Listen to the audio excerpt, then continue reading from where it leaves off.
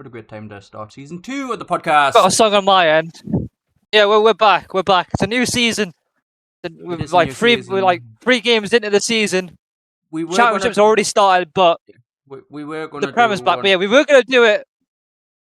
Yeah, so the plan was to do one at least like sometime last week, but things changed. It was chaotic. A couple of weeks ago. I'll invite you to the shed chat. There you go. Oh, yes. Let me just load up Twitch. But you should have link and invite in Google or whatever it was. But yeah, Legendary here had stuff going on. I had stuff going on, but it can't be helped.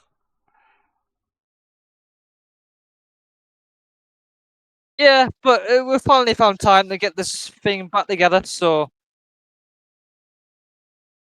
yeah, the gang's back together. We're talking about football. So the thing that we both like to talk about daily, football. Yes. Yeah, we're very boring people. Why is there a call on the thing? What do you mean call? It's like a call thing on the shared chat. So I don't know what's that all about. You don't need to call. What? You don't need to call anyone. Are you in it? Oh, okay. I'll just start sharing. I should be. There we go. Allow this time. I'm in. Yeah, I'm in. Yeah. So sharing chat is enabled. All right. Okay, share chat is on. You can leave share chat anytime. Okay, cool. Chat. I just need to turn my mic off on Twitch, don't I? Yeah, that's fine. Okay, but yes, we are back for another season. This time, another season of Premier League football. It's going to be a long old season. We've got a World Cup next year. We've just come off a Women's Euros, which England won. Fair play to England. Next year, so good. It felt so. Listen, I'm gonna quote Chloe Kelly here. It felt so good. We had to do it twice. It did feel so good to do it twice, but after that's over, we've come back into the club football.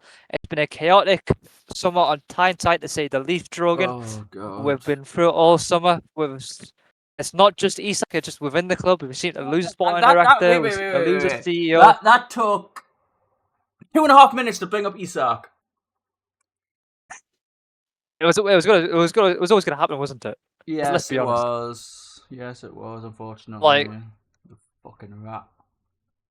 And we'll get into the Leeds game as well. I'm sorry about that, but I mean, Legendary here knows how much I think about Isak right now.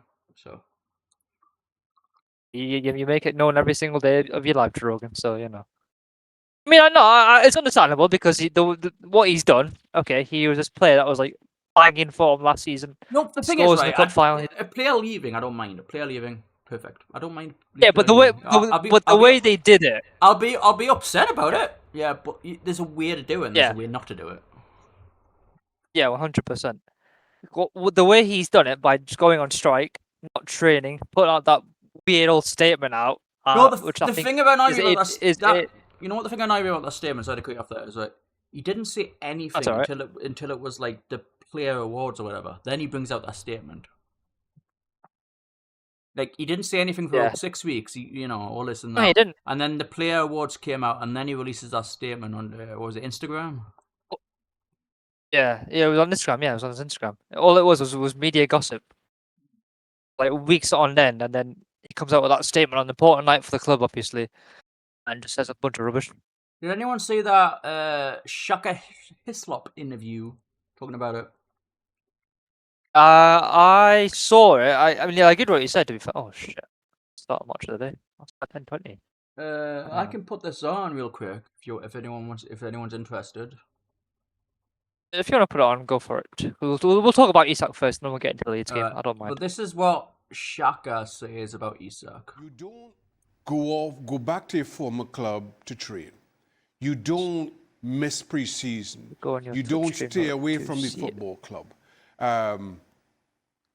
And then in mid-August, claim a moral high ground. You've given that up. If that's what you're doing, do it and own it. You don't get to turn around 6 weeks into it and claim some kind of moral high ground here. I do not understand Alexander Isak's position, that ridiculous statement on social media, wherever he puts it out. I do not understand who's advising him, because I can't think of any way that he could have gotten this more wrong. It's an absolute farce. And credit to Eddie Howe and the club for at least trying to find some kind of a solution to this. Because the truth is, and as Frank alluded to, he's got 3 years left on his contract. I think it's important for Newcastle for the long-term good of the club to not be bullied or show that they can't simply be bullied in this way. And they're trying to do that as best they can while understanding the role that Isak has played in Newcastle getting back to Champions League football, etc., etc. So credit to the club for how they've handled all of this. For Alexander Isak, again, probably my biggest question is, who is advising him? There you go, guys. That was Xhaka talking about Alexander Isak.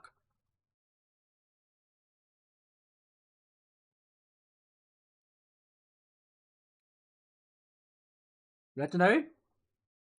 I was there. Just obviously, I had to. It's behind on your stream, isn't it? Obviously, you're ahead. So. Oh yeah, sorry. And yeah, that was what Xhaka was saying about Isak. But Xhaka was onto something. Like Isak can't act that way. I guess, right? Like, you know the only reason he's not put a transfer request? Is because Lupa got into his head. No. You know why he's not putting a transfer request? Oh. Why?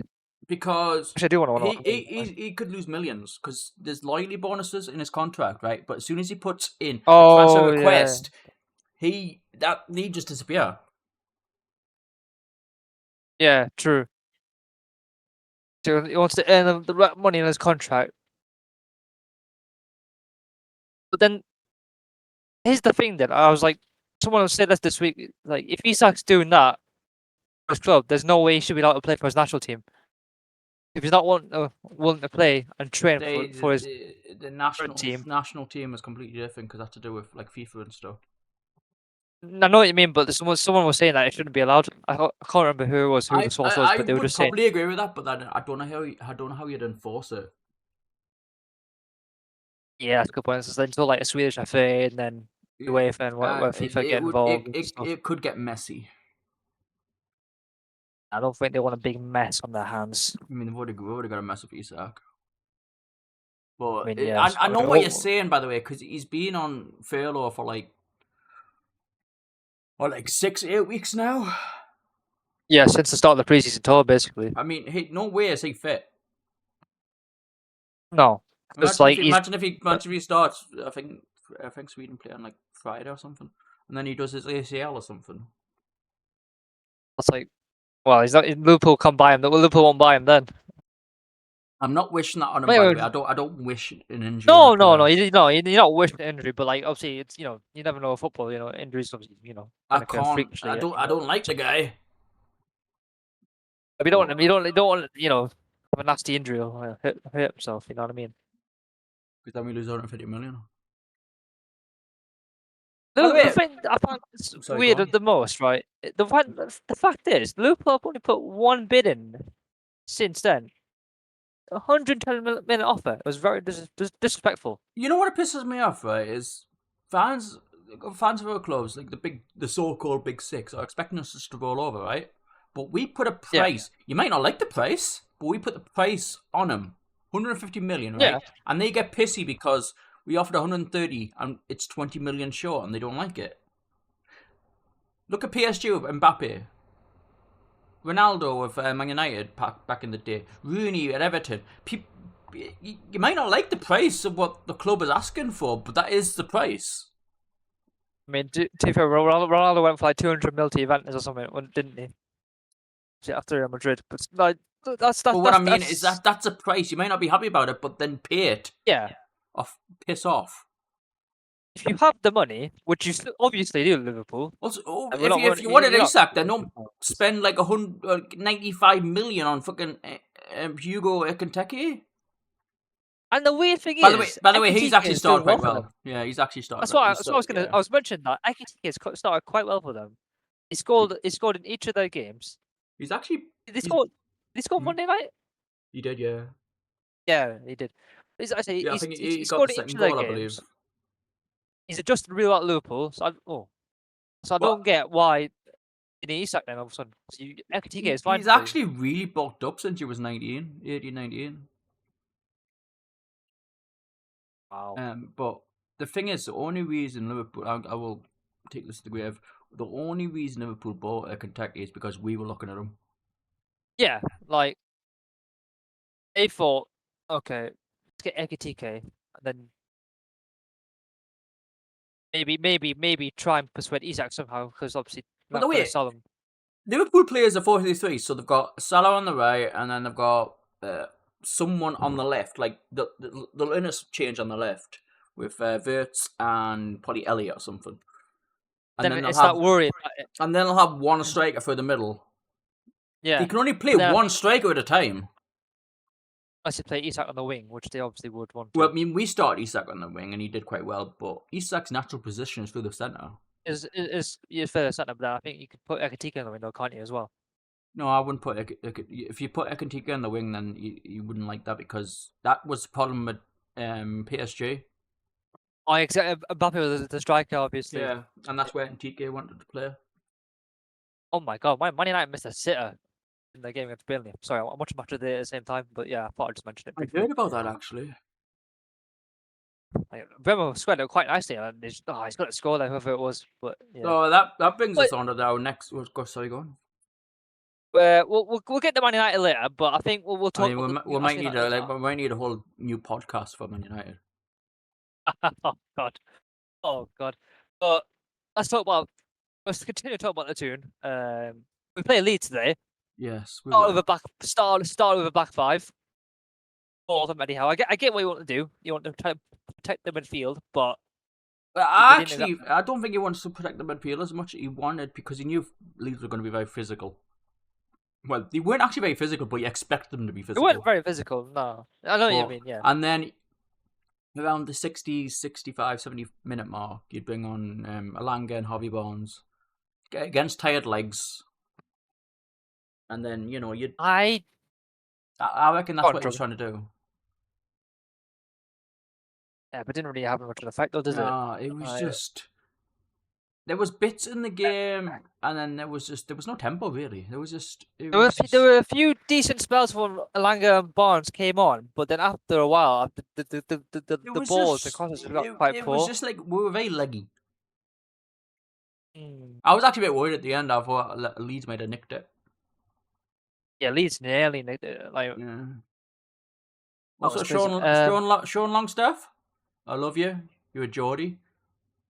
What did you do to Jacob Ramsey? But Ramsey's not fit. Hopefully the injury's not too bad for Jacob Ramsey. Like, let's have that slow on your. Oh, get rid of that. To be honest, it's an annoying our new striker where Voltemade, I think it's called. Walter Bad, yeah, I put out to Walter Bad. We'll get the hang of that name. I don't mean to butcher it, but I think it's like Voltemade or something. Yeah, Nick Voltemade. It takes right? time. It takes time. It's like a man, Chow. Nobody. By the way, that guy is an absolute unit. 6'6". Yeah, the only biggest, the only one on bigger the end of a lot of headers. the only one and the bigger one on the team is Dan Burn, I think. That's very true. But anyways, it's a downside that he's actually gone on national duty with Germany, because this is the perfect time if he was on a national duty. Then Eddie Howe can talk to him and stuff. 2 weeks off, and Yeah. But I know Eddie likes to slowly bed in players. Get them used to how we want to play and energy and fitness and stuff. But you can't do that with this player now. The thing with that Leeds game today, it was completely different to the other two, like, against Liverpool and Aston Villa, where you clearly thought, yeah, you need a striker today. You need a striker against Villa. You need to get striker against Liverpool. Yeah, we need a striker against Villa and Liverpool. I'm saying this game today was different than those two. I was saying, like, it was clear and obvious. Like, no, the thing is, it was clear and obvious in them two games, because look at the chances we had. If you got a striker if you got a striker on the end of them, and then we win both of them games. I'm sorry, but Liverpool were crap. We absolutely had Liverpool in that first half. They needed a 16-year-old to pull their ass out the fire. And we were man down, to be fair. They had the man advantage. That's what I mean. They were crap. Yeah, they weren't good enough Monday night. And they were crap against Bournemouth as well. Yeah, Liverpool have been very weird in their first 2 games. I must say, they don't look like the team that won the Premier League last And you season. know what? Right? People know this from when I put the podcast on and stuff, and when I talk, when I'm just normal streaming games. I'd rather Arsenal win the league than Liverpool this season. I'm saying that I right know. now. I'm Drogan hates Arsenal very badly. Yeah, I'm saying that right now because the way Liverpool have acted with the Isak situation and whatnot, I can't say what I want to say, but I don't want them to win the league. Oh, everybody wants Liverpool. I think Liverpool won the league again this season. Also, have you Nobody noticed can how stand them. everyone's suddenly writing off City? Yeah, I wouldn't write off City that quickly. Like Yeah. one bad game against Spurs. To be fair, Spurs were like defensively solid in that game. That second half mostly, were great defensively. But I think just one game against Spurs is nothing. City always not the league slowly. Honestly, I feel like this could be the first season in Premier League history, right, where you don't actually know who's going to win it until like maybe March or April. When you get tight that winter period and the fixture starts to rample up, then you get a clear picture of like who's looking towards it in that second half of the season. If you get me. I mean, Liverpool defensively are very suspect. They want Mark Gay now from Crystal Palace. Why is everyone throwing the hat in the Mark Gay ring? I think Like- so. That how good he was last season for Palace. That's why. No, he wasn't that good last season. He was good the season before that, but he wasn't good last season. He had a few big mistakes. Well, they clearly see potential then, Joe Rogan. But it's like everyone's expecting Mark Gay to be like the next Maldini or something. Aldini. What I mean is like, like I was like, look at it, we chased him for like the entire window. Remember that? Oh yeah, that was a waste of time. That ruined our transfer. We spent way too much time chasing Mark Gay last summer. We kind of ruined our own transfer window in doing that. Dude, our defense solid as a rock, anyways. As seen today, obviously. You know. To be honest, I'm happy. I'm happy with our defense this season. Yeah. So far. I mean, we do definitely need a left back. We need a left back, 100%. But in terms of the centre backs and right backs, obviously they all did a smashing job today. The defense is absolutely sound, but just I'm worried about attacking-wise- Botman though, man. I'm worried about Sven. Botman gets a lot of injuries, yeah. No, right. The thing is, he didn't have a lot of injuries until he joined us from Lille, and then suddenly he's got that That's what I'm ACL injury. saying. Then he got the other knee injury, and now I mean he seemed to be all right today when he came off. He was walking fine and stuff, but Sven on his day would be one of the best defenders in Europe. But Yeah, I get what he's trying to say. but he's just. He comes off and he just looks like he's injured again. It's like, you know, what's going on there, you know? I feel like the whole squad, to be honest, is just very injury prone sometimes. I mean, Dan Burn and Cher aren't getting any younger. yeah, I mean it's why we bought Malik Chow.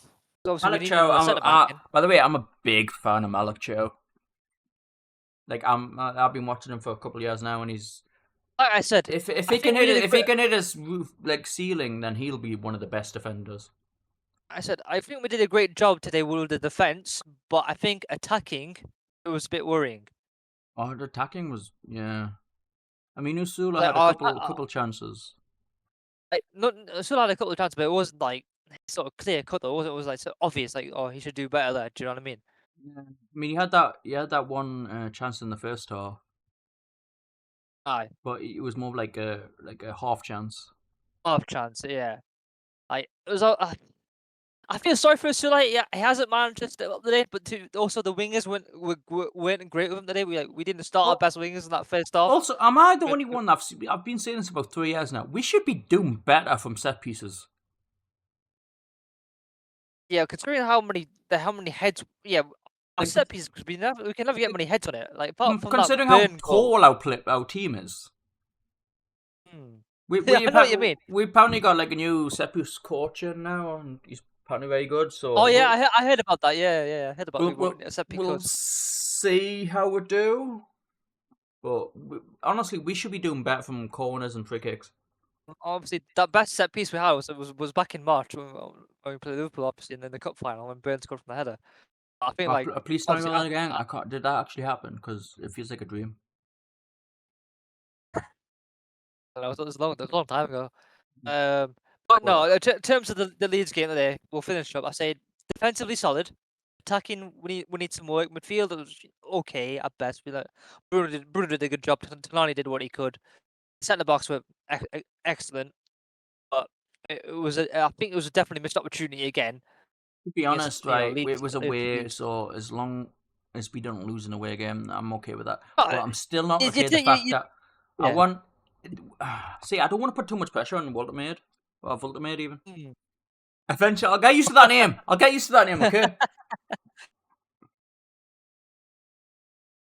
I'll get used to it. Yeah, I know. It's like the German slang. It's like Voltemade or yeah, something like that. But it'll be in November by the time it gets used to it.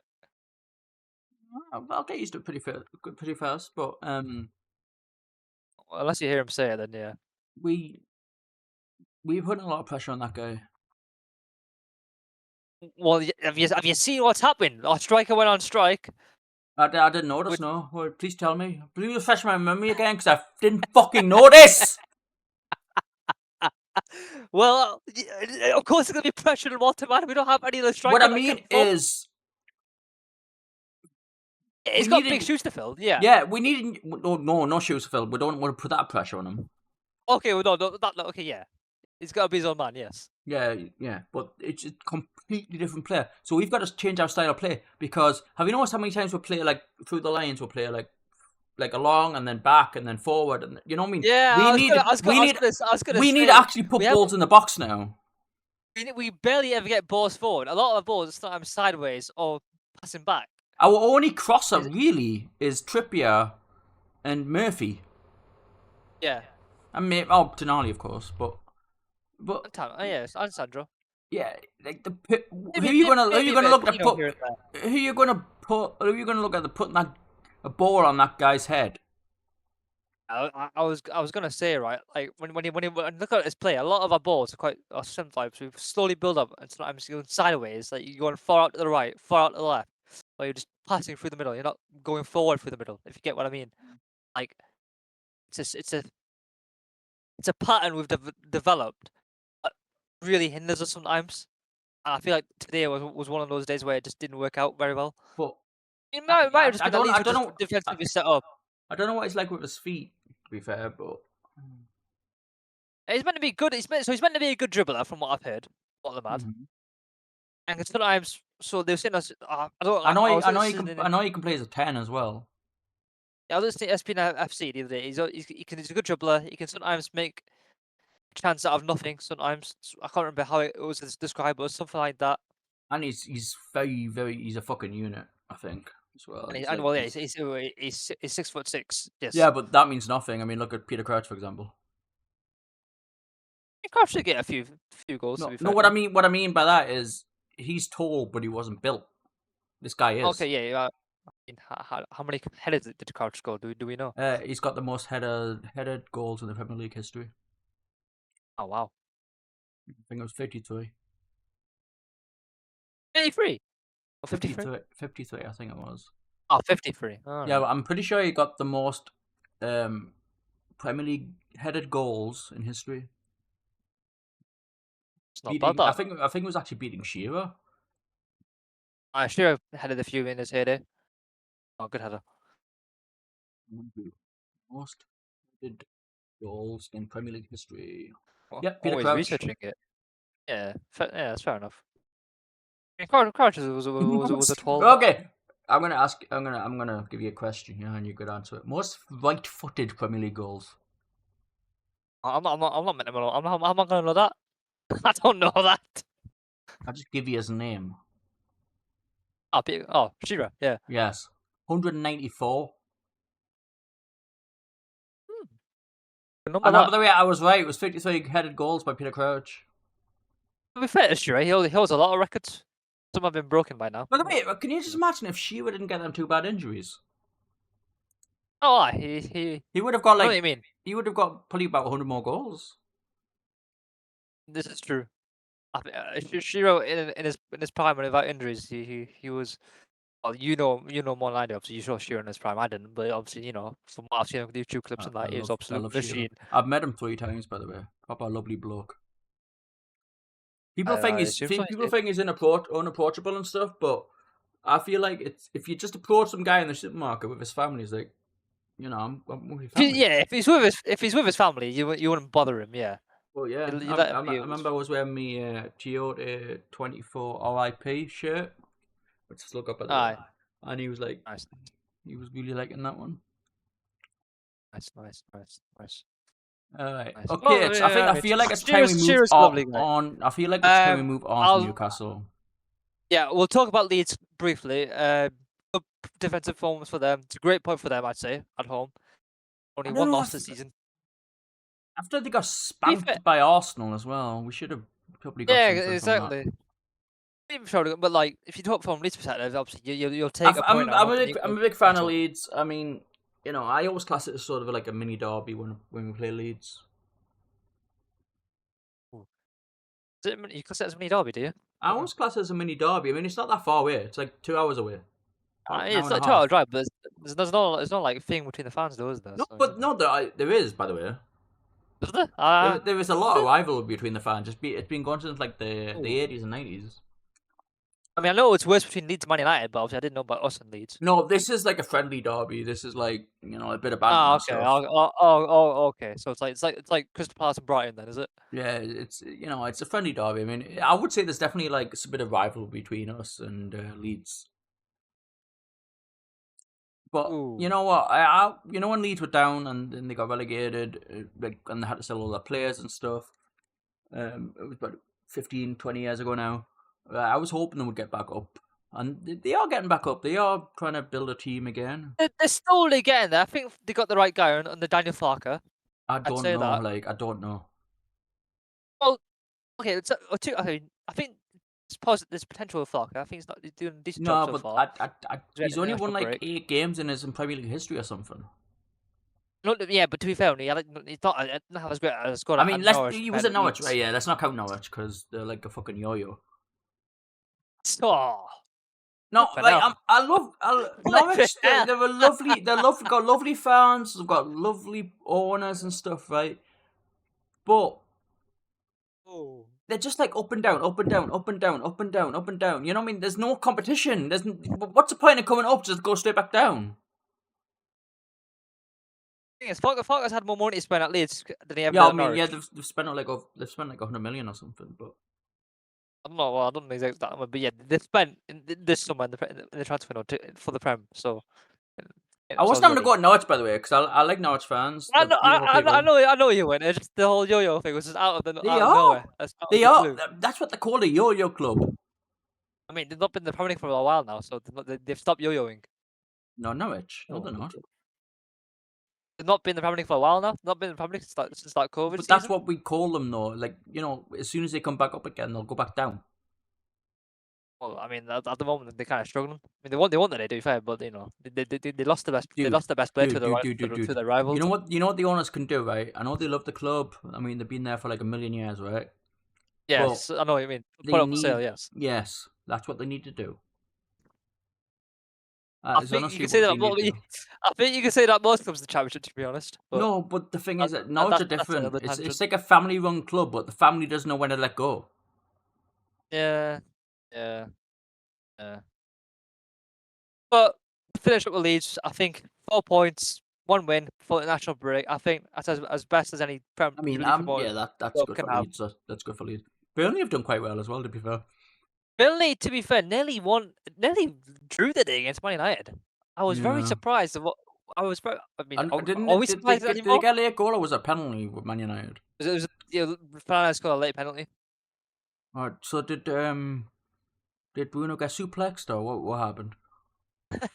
No referee interference today. He just scored this penalty. Wow.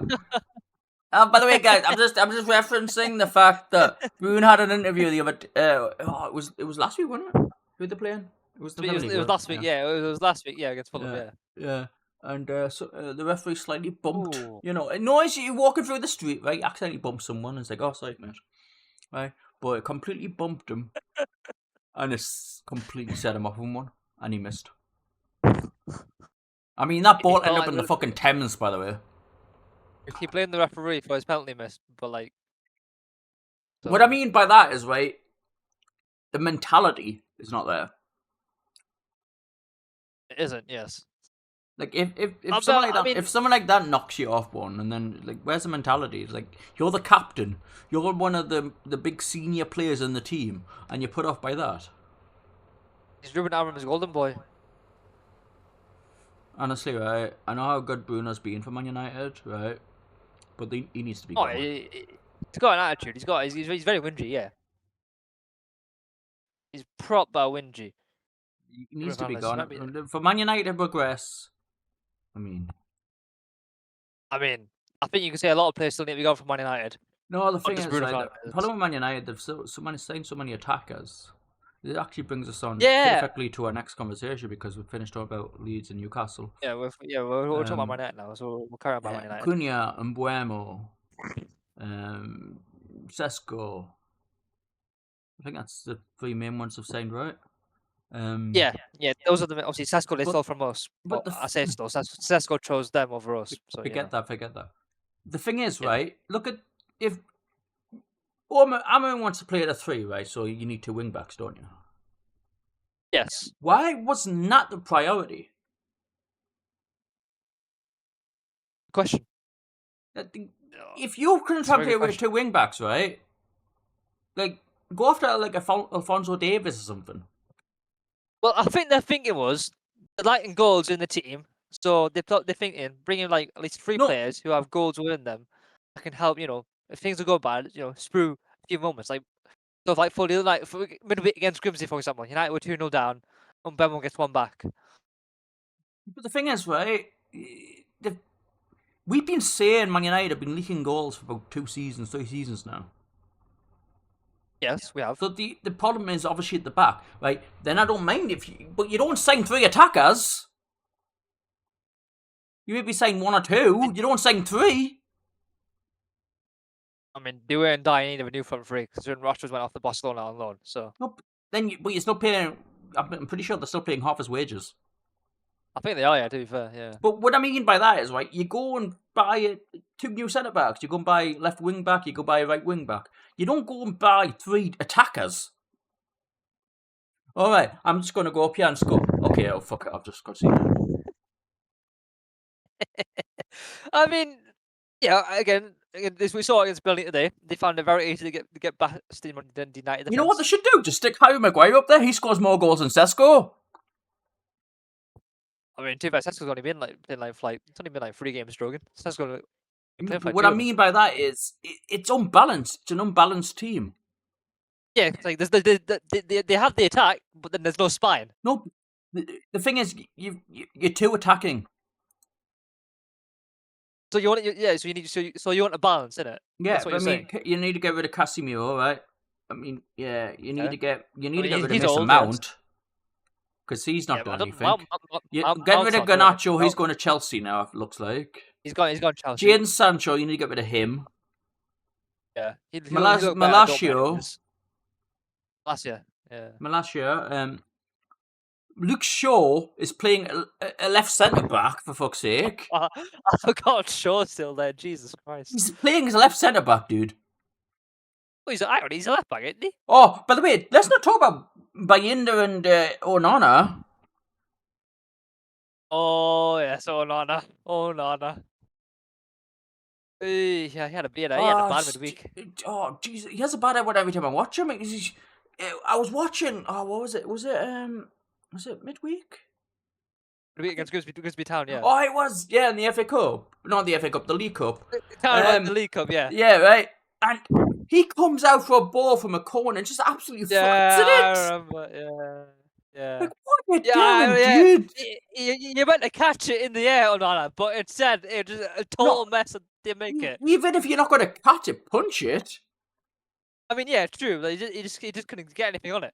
By the way, I don't even blame the defence there for conceding that goal because they would have probably had a shout from him.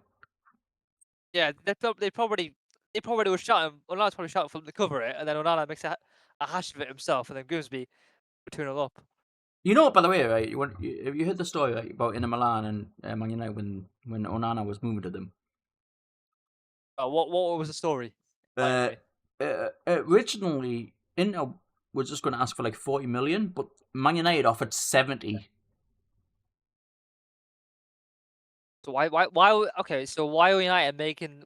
So if Inter originally offered 40, No, you were they saying, didn't correct? offer. They didn't offer 40. Inter Oh, they didn't expected offer 40. Inter expected Or Inter 40, expected, or they expected 40. and then Man United paid massively over the odds. You know, I wasn't really like it was like So- one of the best in the world keepers though at the time, No. though, is he? So What did you say? Sorry. yeah. He wasn't like rated as like best in the world keeper. I think he had a No. decent season. No. Milan. He had a good defense. If you watch back in that, if you had watched back in that season, you could see what he was doing. He was flapping at a lot of the balls. He wasn't catching them. He wasn't playing particularly out of his feet. He was not doing that well. Yeah, but this is and I'm not a scout, and I saw it. I mean, yeah, but this is the type of thing Man United are known for now. They overspend on players who just don't provide don't give the quality that they're looking for, or have the quality they're looking for. To phrase it better. You've got fucking Turkish Delight in the background. Turkish Delight. Bayinda. In fact, I saw. All right. Let's say David De Gea is available. Right. Okay. Is he better than? Is David De Gea better than Onana then? A one-armed David De Gea is better than Onana. Because everyone was saying De Gea was like not doing well in his like final few years at United, and then you see what's happening with Onana. No, who said that? United fans were saying it. Who? United fans were having a go at De Gea in his final few years. Okay. Seriously, I reckon many United fans would want De Gea now. I think they happily take De Gea. I think they'd have anyone go. I think they take Caldala. By the way, De Gea basically put up his dream move to stay at Man United. For what? Sorry. He put up his dream move to stay at United. For what? I didn't understand that. He put off his dream club move to stay at Man United. Okay, yeah. Who came in for him? Who was it? Was it Barca? No, it wasn't Barca, I don't think. But thing is, right, David De Gea just wanted an improved contract, and Man United said no. And then the fact, you know what, Iker Casillas played for Real Madrid. Yeah. He basically did the same thing to David De Gea. He went to Fiorentina. He's at Fiorentina right now, I think. Oh, okay. Yeah. So he had a failed transfer in 2015, which got due to a paperwork issue on deadline day. I see. He's at Fiorentina now after He's at Fiorentina. free agency. But yeah, obviously 2015 he had a failed transfer for the Real Madrid. I see.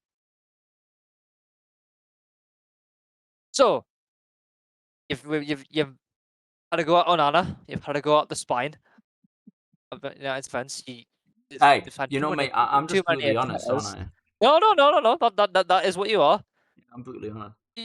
I presume you saw what Ruben Amorim said in his pre-match press conference this week. I'm brutally honest about my own club as well. No, what did you say? I presume you saw what Ruben Amorim said in his pre-match press conference. What was that? On Friday. He's feel he's. Yeah. When he was like, one day, sometimes I want to quit, and sometimes I just want to manage for 20 years a year. Yeah, it's a bit of a strange one, to be honest. It's like, it's basically asking to be sacked. Like, just fire me already. You indirectly saying you've had enough. That you can't take no more. I mean, he's only been there for like 8 months, I think, and 10 months or something like that. Yeah, he came out at like November last year, so and we're in August now. It's just like, it's a bit of a strange September soon. You know what I didn't like about the the loss against Grimsby, right? In penalties. The fact Oh yeah, He what he could- said he- after the match, yeah. He couldn't look. He was Yeah, sat oh, on the yeah, he he was sat on deleted the he it. was sat on the bench with his head in his hands. His head, yeah, his head in his hands. It was just that's not a good look, really, is it? He did the same thing today with the Fernandes penalty. Yeah, but it's not a good look.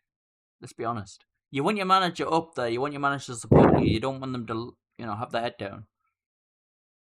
I mean, some managers don't really look when it's penalties. To be fair, some managers are the similar. I don't think that's Yeah, but at Man United, I'm one of the biggest clubs in world football. Oh, I know, but maybe Could you I imagine? think, Can you imagine I Don think- Carlo doing that at Real Madrid? I mean, okay, yeah. Or is Mourinho doing you know, that? but like they're different breed though. Antonio Conte. But no, the different breed, yes. But he's managing Man United. This is Manchester United. Just like carrying nothing goes at the No, back. it's Man United, man. You can't just. It's like a mentality thing. So you think Amorim not looking for penalties? What is like a bad look for confidence in his players? No, I wouldn't say that. No, I wouldn't at all say that. But it's the fact he can't be there with them, supporting them and stuff. Well, let's see if I Ruben can't. I don't know the guy's brain, so I wouldn't say he's like not confident in his players. But it's just like the fact that you don't want to turn around and see your manager like with his head down, do you? You don't, but he spoke to the media in his post-match interview after the Burnley game. Let's hear what he had to say.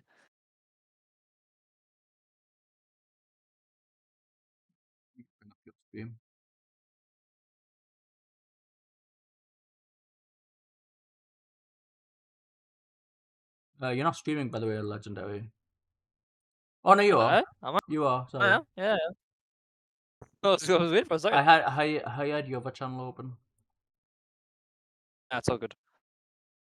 Yeah, we're going to take a little break. We'll listen to this, guys. Sound. Oh, cock. I'm in a fucking.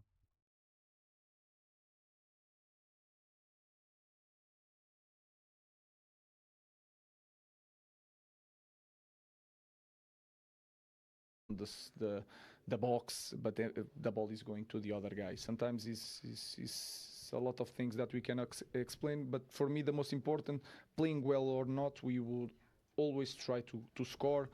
We made a lot of crosses. We put more people in the box, and we improved from last games that option to score more goals. So I think we deserve the win. You said they spoke loudly at Grimsby. What did they tell you today?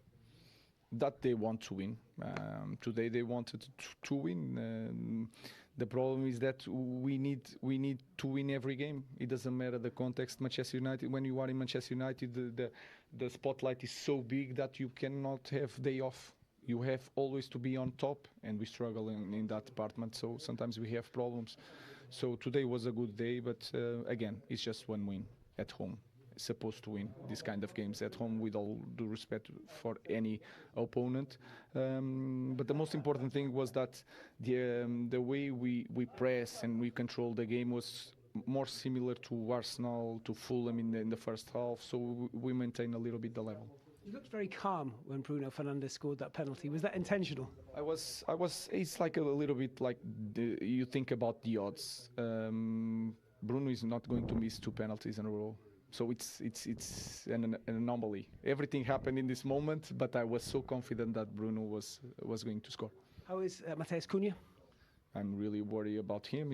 I'm not saying that he's serious, but it's so important the involvement that he have in the team, but also with Mason Mount. He has a problem also. We need that 2 guys to be a better team. You put on Joshua Zirkzee before Benjamin Sesko. Does that tell us that Sesko isn't quite ready yet, fitness-wise? No, it's not about that. First thing is that I have 2 options, and then I have to choose. And then I had in my mind, with the problem with Cunha, with the problem with Mace, I was thinking that Benjamin didn't play in the preseason 90 minutes. He did that on Wednesday, and I was really concerned about the physical aspect of Ben to have to play so many minutes again. today. So was Josh is ready, and Ben played Wednesday. I was not risking another player more minutes. Nice, easy international break now. Yes, it's never easy. We want to continue to improve the team, focus on the internationals, trying to watch just the news about injuries. So I'm always So concerned in this. we heard from in this Aram point. there. He's basically saying But when if you United look are at at the home, the game, spot we have is good always on moments, them, but and they we need to have a lot. perform. You obviously had Alright, so confidence in we Bruno heard that he from wouldn't Aram miss there. 2 He's penalties in basically a saying row. when United are at home, the spot. Every time I watch I him, wonder, every time I watch right? him interviewed, it's not full of confidence, is it?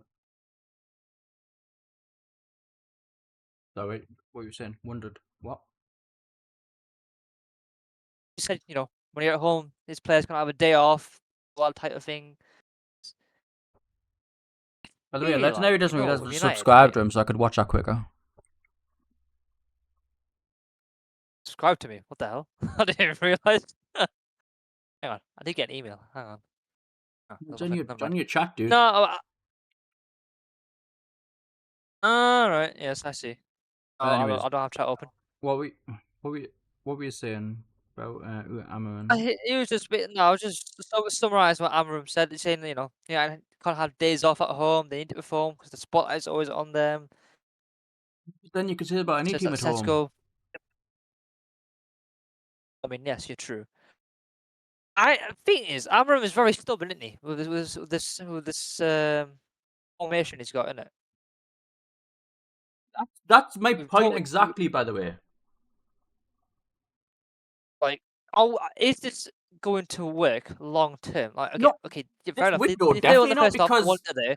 the way he's bought this window, no way. Definitely not. No. He's went out and bought three basically. Well, he's bought one right wing out, two strikers, and he's not fixed what he needs to fix. Unless he has no say in who they're signing. And it does happen. If that does happen. That does happen at United. To be fair, It Sometimes does. the No, it manager happens at never- any club. We had it. Oh yeah, that's true. Unless Rafa he Benitez. is, because they need two wing backs. Well, deadline day A is goalkeeper, approaching. So two wing backs, a goalkeeper, two centre mids, at least. who's sitting him? It's bloody hell.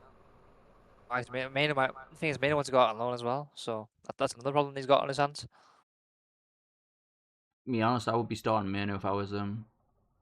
But then the issue was with because Manu went, he got a big dick early in the window when he was like, I want double my wages and stuff like that, wasn't he? Main. Yeah, you asked for like a bump in your contract. I heard it's just the fact that he just wants to try and play more game time. No, but He's he trying- was he's- playing. At the end of last season, he was playing a lot of games. He was in Yeah, the but I England team and remember seeing everything as well. Yeah, no, Then- he obviously he was at the yeah. But then But obviously Amram was like seeing something. I need. He's obviously- I'm gonna ask Jack actually. I'm gonna ask Jack. Hopefully, I think he's still online. But He should be. I'm gonna rephrase this quote. We were a completely different team from Wednesday. We need to win every game. When you're in Manchester United, the spotlight is so big you can't have a day off.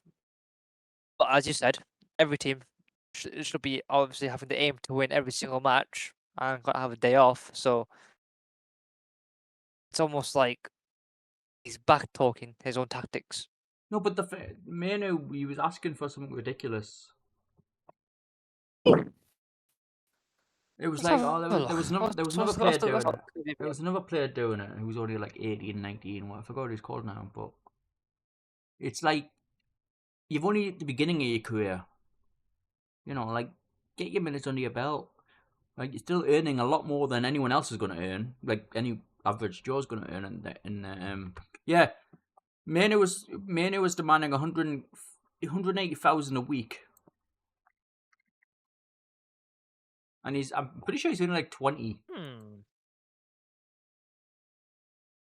So I'm hearing two different things at the same time because then there's another source that's saying Yeah, he's 20. United are telling Manu he has to stay so he can fight for it. No, that's what made him fall out of favour. It's because if Manu hadn't done Wage that, I thing, reckon the wage thing. yeah. He's he was like 19 when he asked for that, but like you don't do that when you've only played like He's a played- handful of he's played- games. He played full 90. Okay, so he has a contract until 2027, but he's had negotiations over an extension have stalled. He doesn't want to leave United permanently. Apparently, he's concerned about his I Premier reckon League he will game leave. time. I reckon he will leave United permanently. But it's a fact of demand. seems That like he's only played 51 games for Man United, by the way. So I'm just looking right there. Anyway, he only came in like halfway through Ten Hag's like second tenure. No, the thing is, you don't Second demand season. someone like that. I mean, yeah, could he be? Is he worth it? Yes, 100%. But you don't come out with someone like that. There's like a protocol you do. You just put your head down, play your football, and then the rest will take care of themselves. I know. He was already on like 50 grand a week. See, that seems out of character for him. I feel like. That's what me and Jackie are talking about.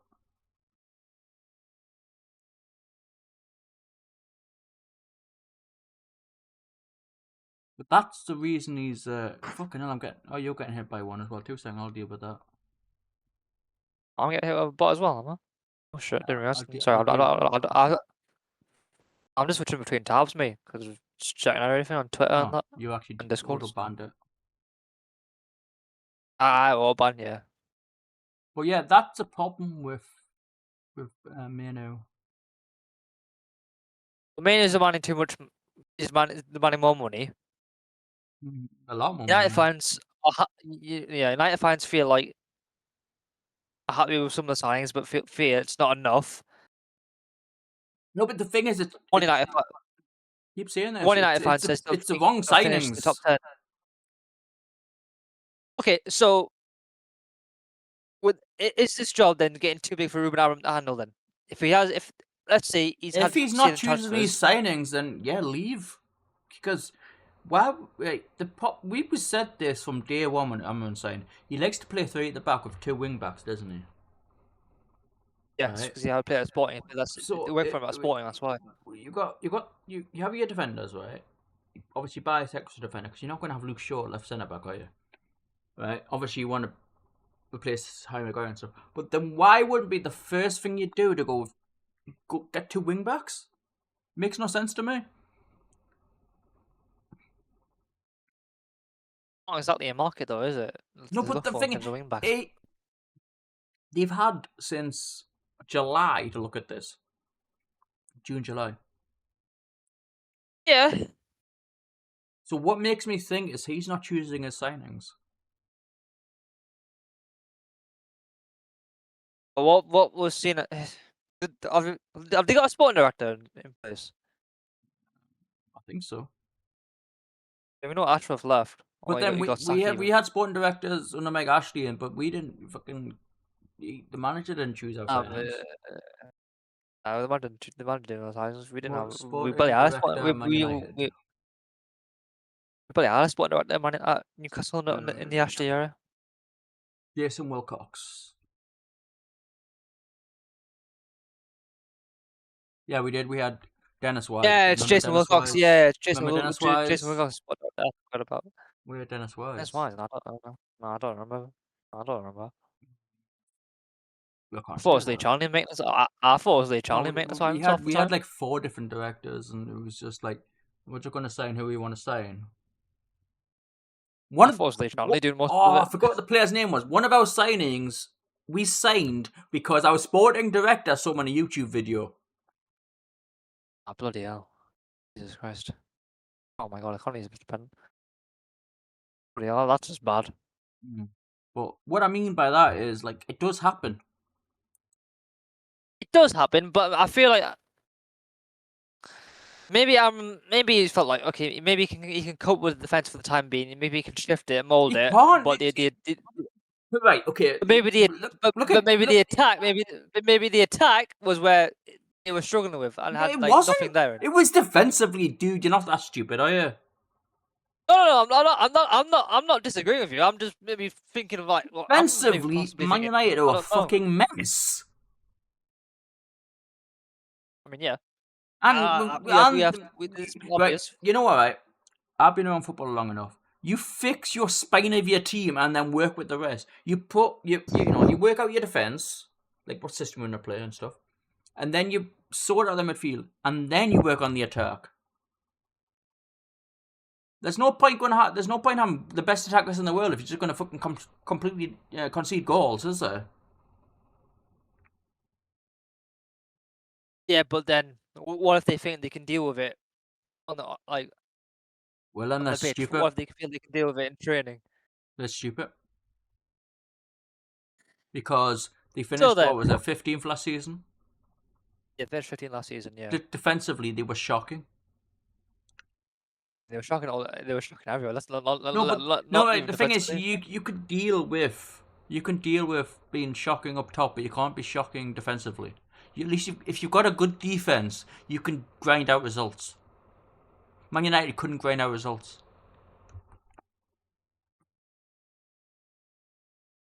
Okay, but today they did. Luckily by penalty. To be fair, they did get Burnley. lucky by Oh, penalty. sorry. No offense against Burnley, the mighty Burnley. Lost on penalties to Crawley. Dude, Not Crawley, they were Grimsby. winning. It just proved my point. No, What they you were- just said. no, they- No, wait, they- no. they Let's were know. winning Shut that up. game, yeah. So shut up for a second, right? Please. Right, okay. What you've Oh, just said sorry, proved go my ahead. point. What they grind out a result today? Defensively, they can't defend. You've just proved my point. No. I'm agreeing with you. Like the defense is not great. Yeah, I'm just like That's seeing. mate, I'm that's just my like, point. That they can't Yeah, no, defend. no, I understand your point. I'm just like seeing it how maybe like they're seeing it. If you know what I mean. Like I am agreeing with you that like the defense is shocking. Who was working at Man United? Because it isn't football analysts. I'm telling you right now. Not like I saw what your point is, but I'm just saying like I'm just speaking of like maybe on what their side is probably thinking. Maybe they can. No, they but can the thing is, put- right? They've been doing this for 2 or 3 seasons, 4 yeah, seasons now. Yeah, I know. They can't keep doing it. I agree with you. So But you know what? We talked about this the other day, actually, right? What was it? Have you noticed how many managers? It's like every manager comes to Man United, they've got to be told to do something. You've got to do this quickly. You've got to get us competing in like within a year. You've got to get us doing this in 2 years. No, It's like I know, every yeah. manager that comes in is expecting to do instant They want it- miracles. yeah, it's instant success. Yeah. But that's not how it's going to work now. They need a slow No, rebuild.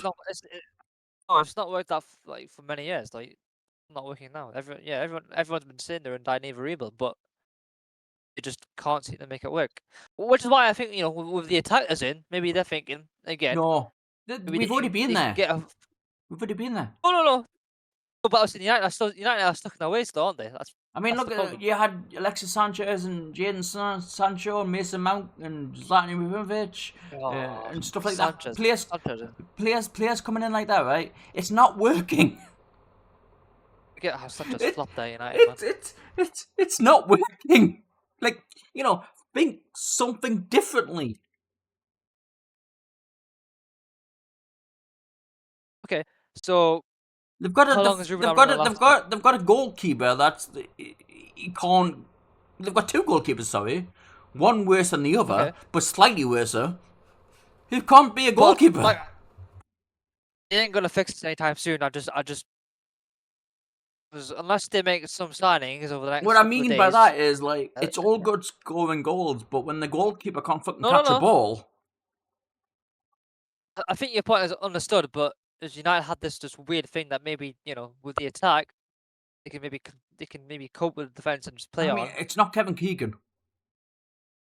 No, I know it's not. I mean, yeah, it's not like What the I mean 90s is with it's a different Newcastle. era now. You can't play like that. Yeah, it's not going to work. United. Yeah, it's not like it's not entertaining football from United, but They probably don't. They probably can't find a market I out mean, there for what they're specifically looking the for. point was made today. Actually, was it, did it count when Burnley scored, make a 1-1, and then Yeah, right. the Man United go up the other end and Right. score instantly. Burnley score again, yeah. But They barely that's scored a my few- point I'm making is they can't defend, but they can attack. But the thing is, right, you can't win titles like that anymore. Yeah, but United aren't going to title. Like, who the hell? I think I it was mean, 2012, yeah. 2013 when they last won a title. But what I mean is, like, you know, you've got to. It was Fergie's last season. Yeah. By the way, the fact that Fergie won that with the team he had is just mind-boggling. Yeah, but United have been stuck in this way ever since Fergie left, which is another tangent on its own. The Man United are actually at risk of going back to the 80s. Man United. But I don't think they're going to get relegated. No, what they're many not people going to get say they will. relegated. They're just going to be very mediocre. Been mediocre for like years, mate. What are you talking about?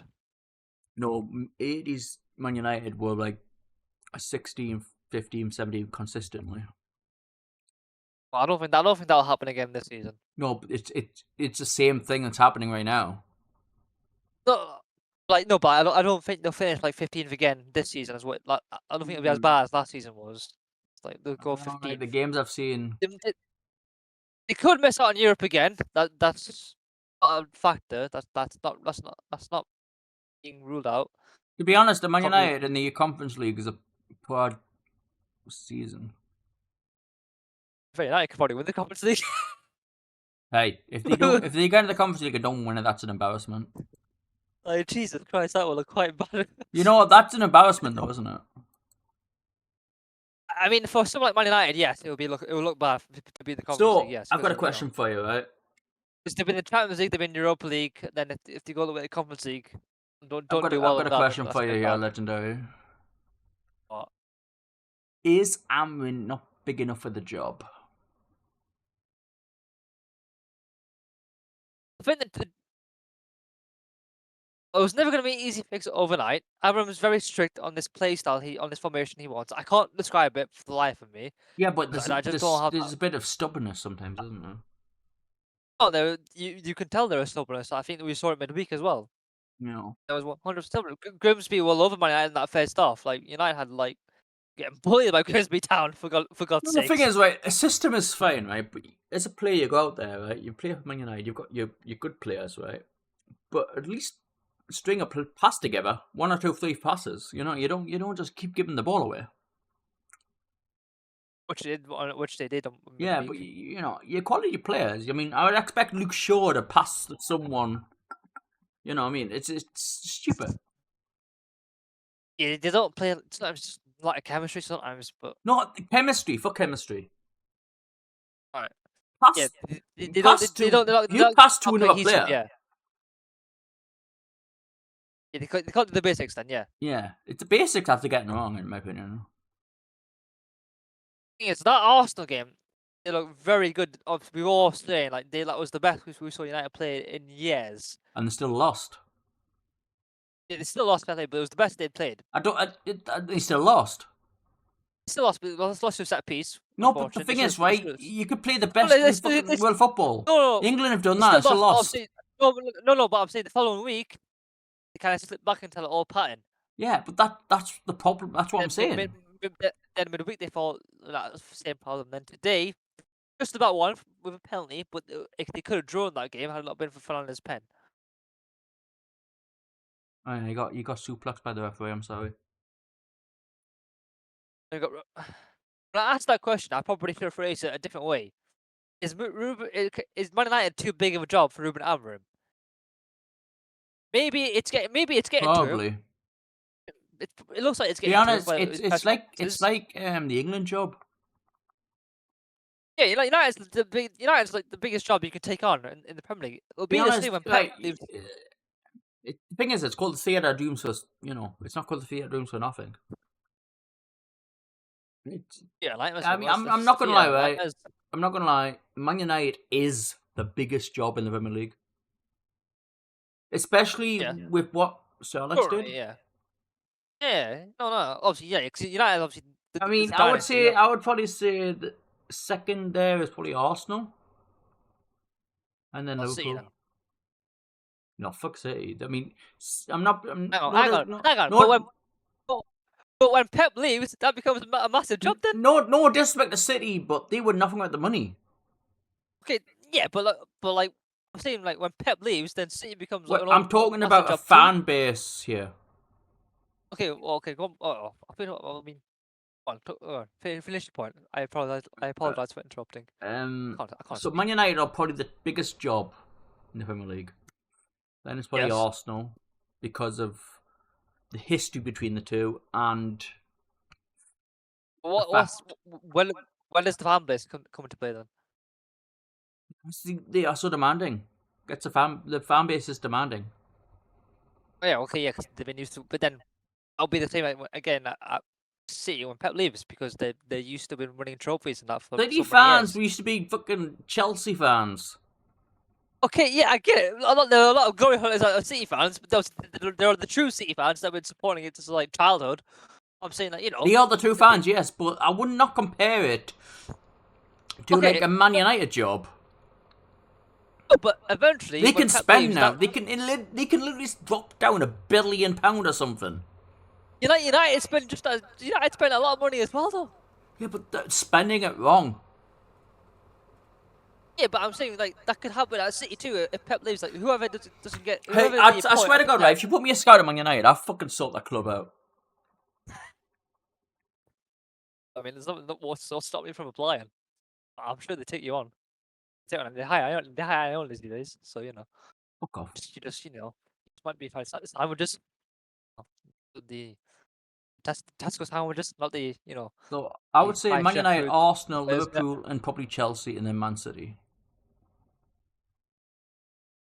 So when the day when Pep Guardiola leaves Manchester City, does that Probably job next not become season. just as?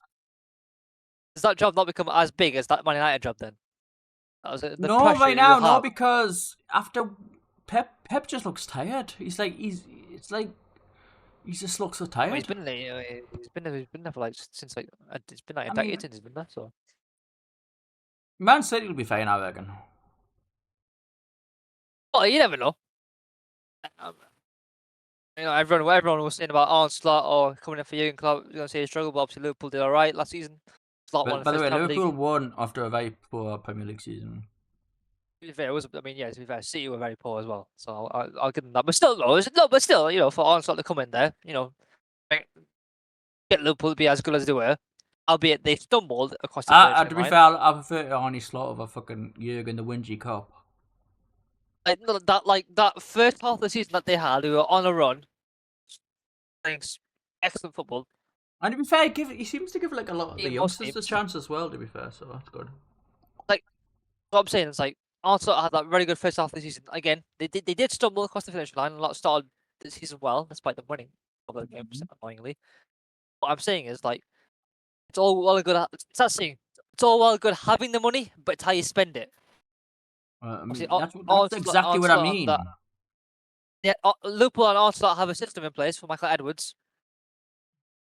And Klopp ready that for Slot Man to come in. United, that's what Man United do. You need to spend the money well. That's exactly what I'm saying, by the way. Yeah, I Like, think, they I did think- not yeah. need 3 attackers. But then it's that thing of getting them starting well as quickly as they can. If you supply Rasmus, he'll get you goals. I'm telling you right now. That's what I was saying. To be fair, I actually thought Rasmus would do all right, but it's the fact He is started had well. no support whatsoever. He did start well, but the fact is United had wingers playing of Højlund. You brought in Mbemba and Kuna on now, but unfortunately Højlund's been shut out the door. You know what kills me though is crossing and supplying your strikers a dying art now.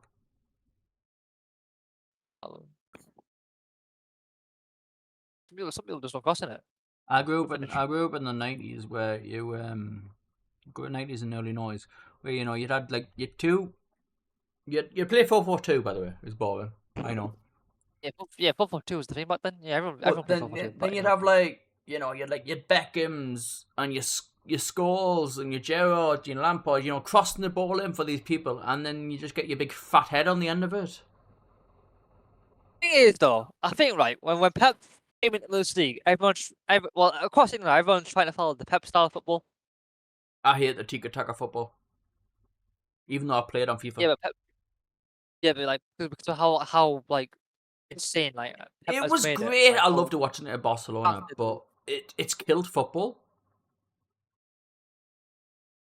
It's like nobody can think for themselves anymore.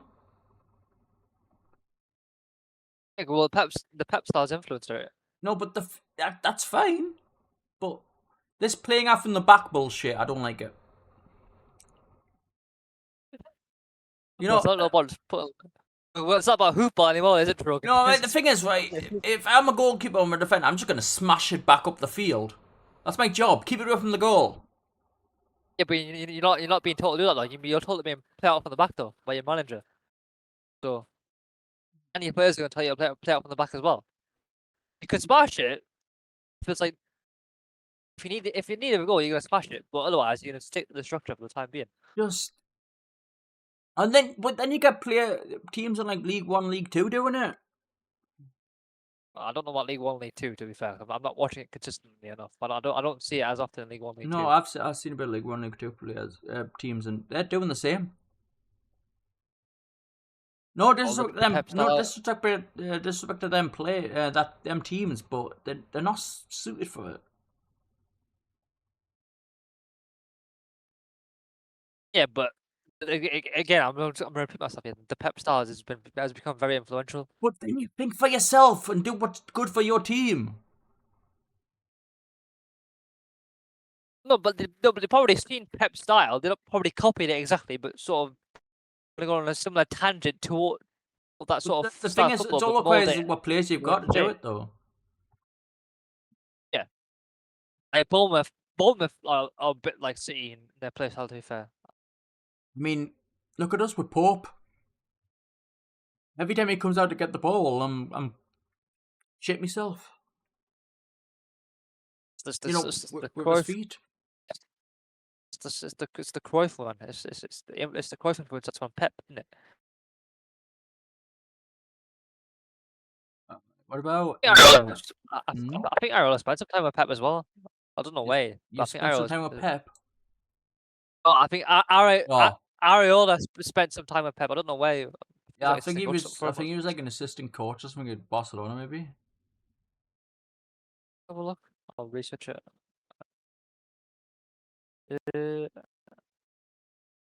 What do you root things? Assistant coach. Areola.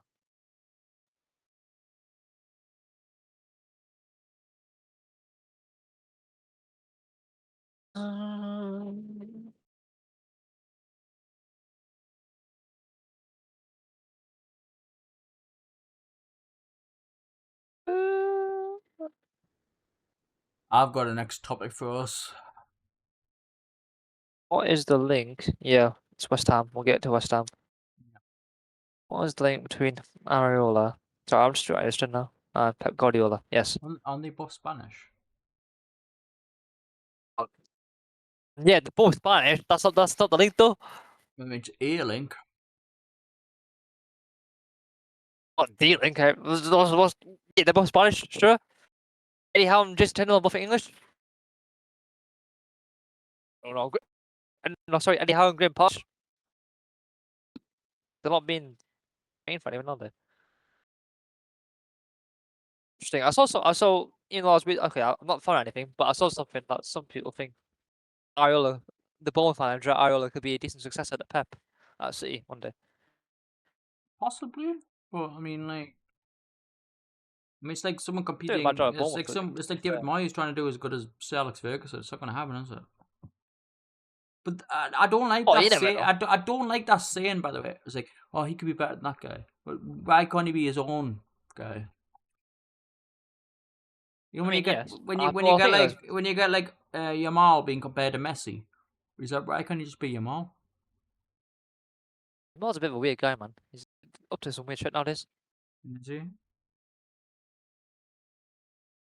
Yamal. I was just talking about as a player, but okay. Yeah, no, no, just because I've watched some stuff recently, but it doesn't matter. West Ham having a bad start to the season. 4 wins To in their say first the 2 least, games. I reckon West Ham could go down. Yeah, I was gonna say, which teams do you reckon probably could go down? Obviously, Brentford lost West just this summer. Ham, Wolves, and West Ham, Wolves, Brentford, because Brentford have had the team at the part this summer. I'm not going to say Brentford. I reckon Brentford could survive. Or you cut off there. You think Brentford will stay up? I reckon they will do. I'm going to check the table actually. The table too early to the table nowadays, man. Doesn't make a difference. No, I'm just going to see what the table A standings 13th are. for the league.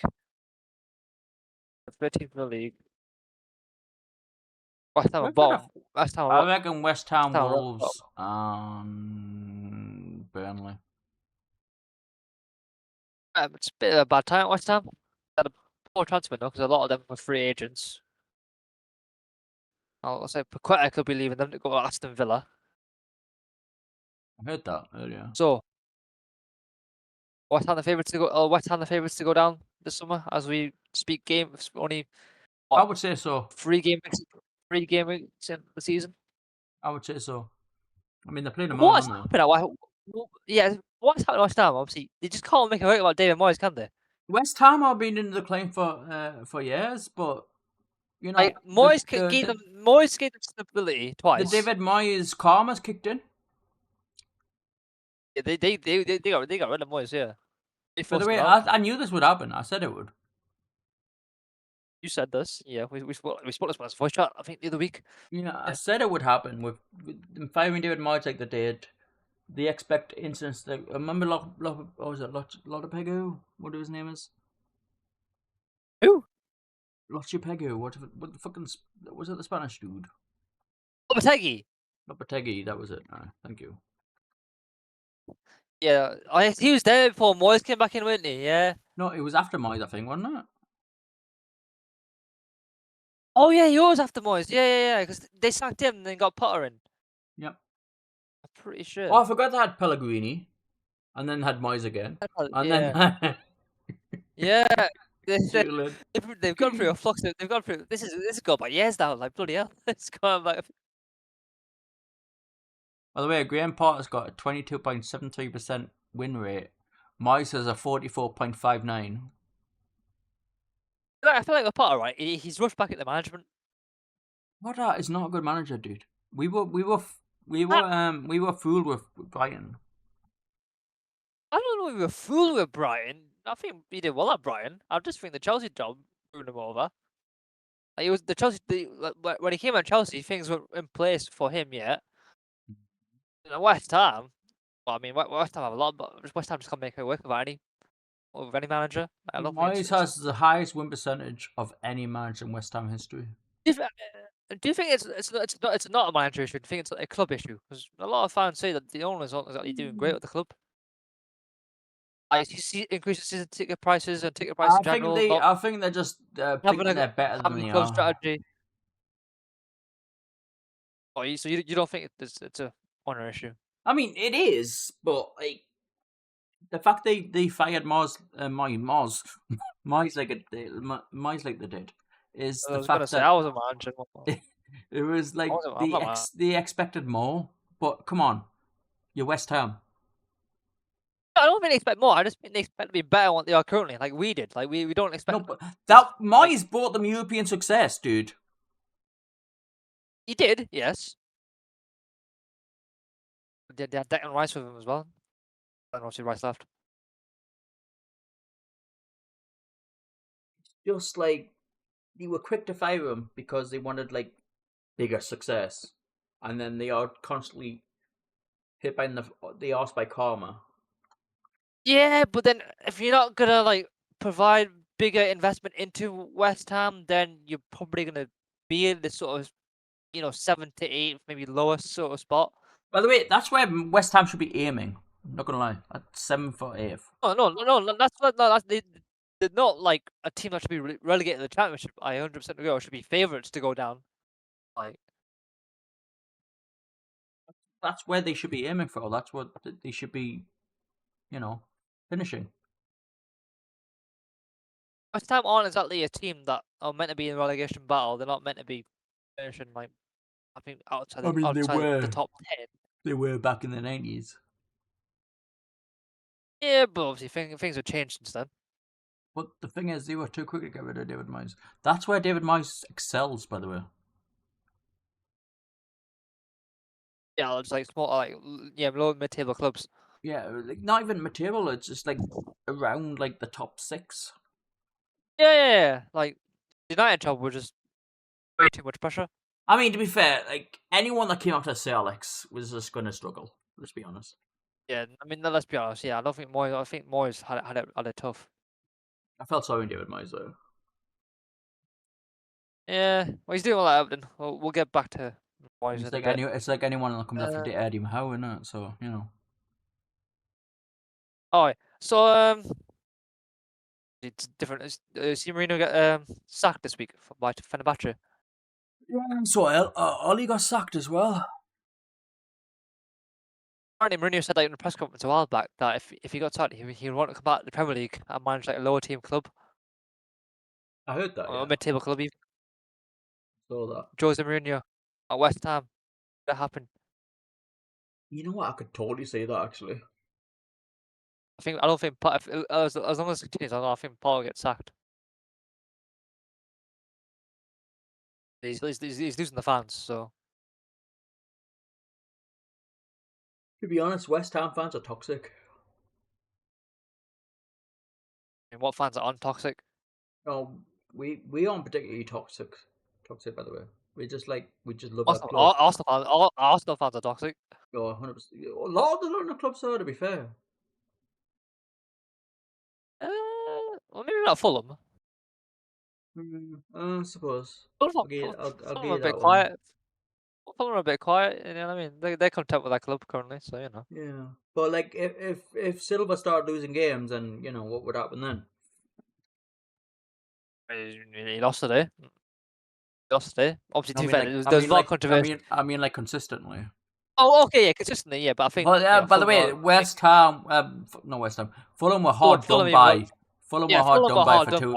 Yeah. That was not a foul. That was just a natural motion. Like he didn't stamp on the player's on ankle or whatever. Not a foul. Not a foul. If it's a foul, by the way, give a yellow card. Yeah, but he didn't give a yellow. He just... If he thinks that's a foul, looking back at VAR, they give it's a yellow card then. Yeah, if you think that's a foul, like. Well, by the way, it's not a foul. It's not a foul. foul. It's not a foul. But if he thinks that's a foul, it's a yellow card then. And obviously he didn't give a yellow, so it's not a foul. Exactly. By the way, I looked at the replay constantly. It's not even a stamp. It's more like when you get like. Oh, he basically turns. Someone knows. Yeah, it's basically when a player like dives in and the player's like rolling behind with the ball. It's one of those motions that he has to do. He has to turn back around. Like, what's he meant to do?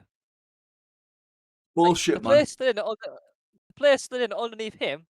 What's the guy with the ball meant to do? VAR was not meant for this. Again, it's that thing like Lincoln says.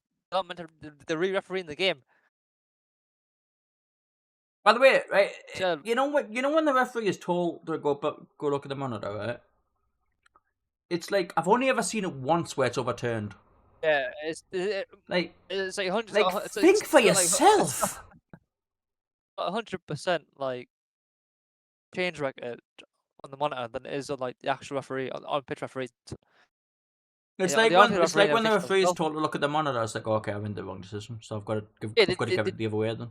Yeah, it feels like he's got to give the VAR decision instead of his own, instead of sticking with his original one. Like he didn't. He was told by VAR to go look at the foul, but before that, he just played on. I feel like you'll only ever see decisions given like that when the next generation of referees come through. Because these are all referees, but with new technology, if that makes sense. And then we get Howard Webb. The funny thing is, Howard Webb will explain this on his Premier League show. Howard Webb can fuck off, Mr. fucking Man United. What Mark Clattenburg is the one? You got that fucking other guy as well. What do you call him? The one that's on Sky. Oh, Mike Dean. That was it. Thank you. Yeah, Mike Dean screwed with that one. To be fair to the. Fucking hell. Did you feel now? I tell you what, though, mate. I'm gonna quickly grab a drink, okay? Yeah, no worries.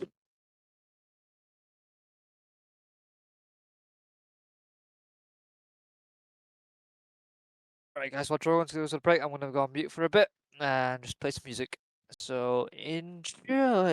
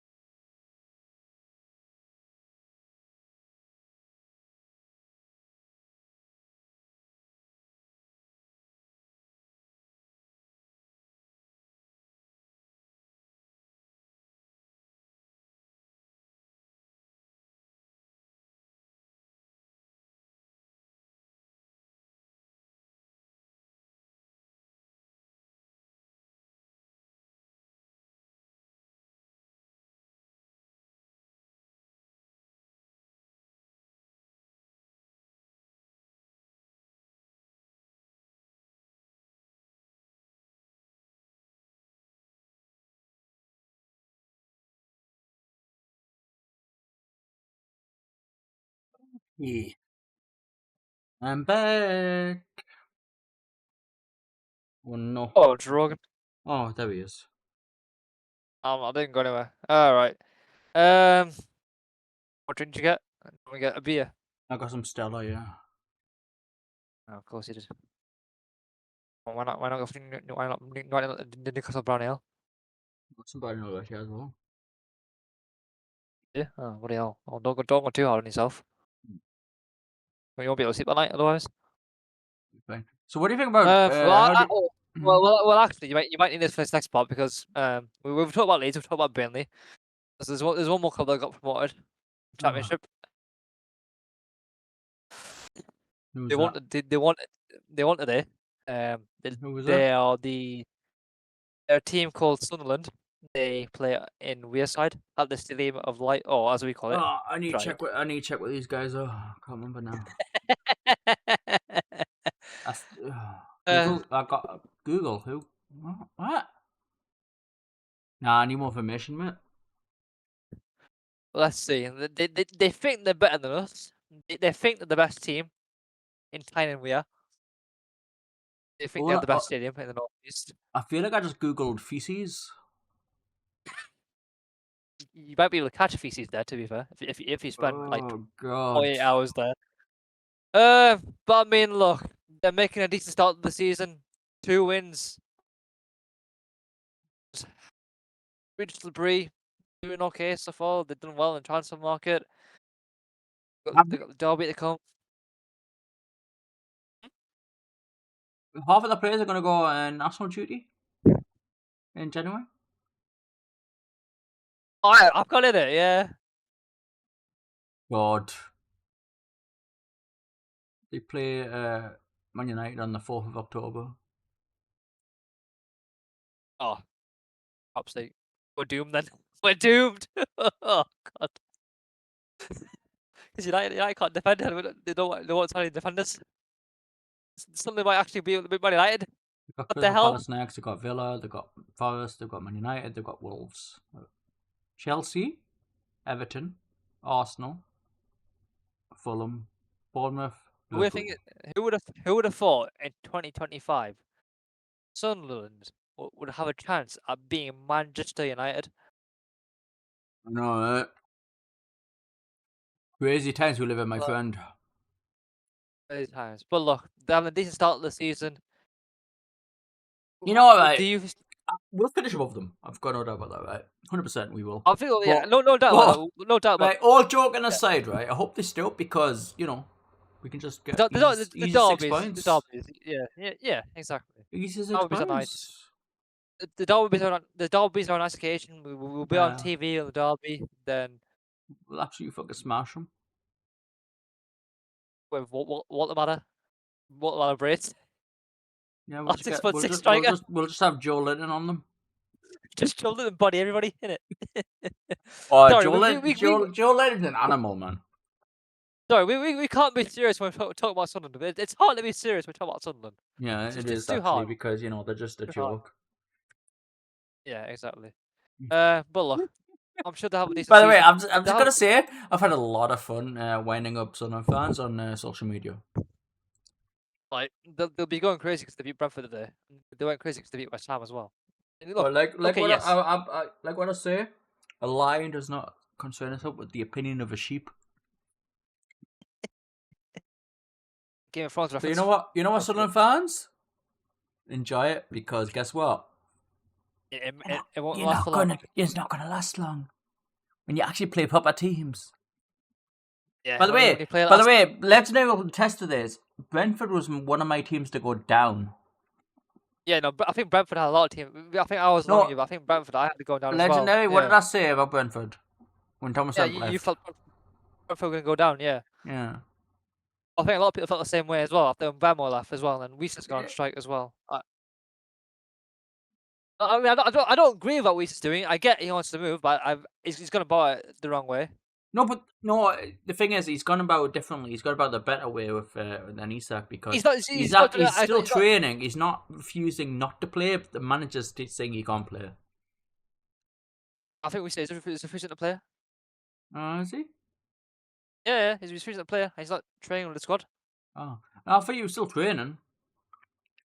He's refusing to play. He might still be training, but I know as far as he's refused to play. By the way, I don't agree with that. Even if we get him, I don't agree with it.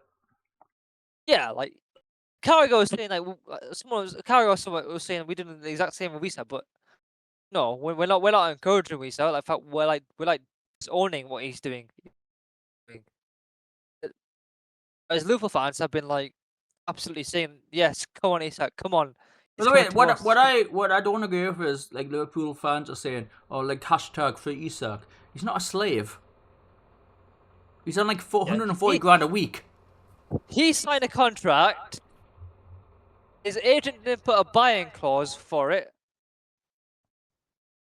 Yeah, the club have a right to hold him for as long as they want. By the way, right, I seen something earlier. I think that was when I woke up this morning. I need to find the link. I need to find the video, anyways. But anyways, what you see? This is like an ex-agent, right? Basically saying, if you're promised things, you put it in a contract. If you're promised this or that, you put it in a contract. You sign a contract saying you were promised this. You don't just come out and say, I was promised this. Trade agreement means nothing because it's not in writing. Like, yeah, exactly. Two people's word against that means nothing. Unless you put it down on paper and put it down in the contract, then okay, they have to agree to it. They have to comply with it.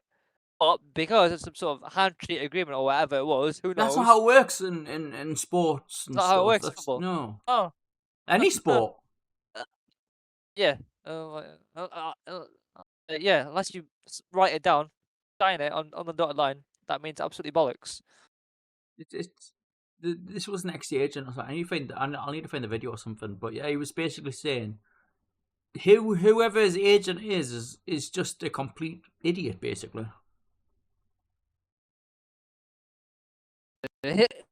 Isak's agent screwed him over. His agent is then we. Yeah, I found the clip. Found it. Don't worry. Yeah, oh, you found the one I was talking about. Yeah. You need to put that on the stream then.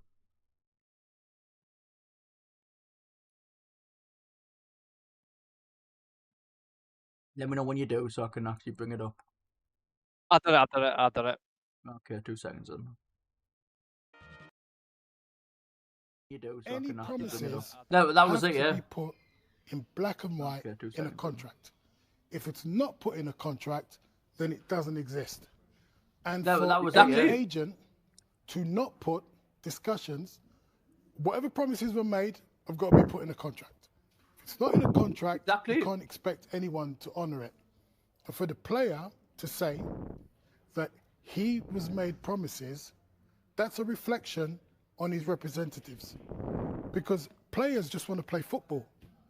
And if they sit there with someone and say, oh, right, you know, the common saying is clubs will say, don't worry, just come and knock on our door, you know, when things are going wrong. That's just not good enough. He's a world-class asset.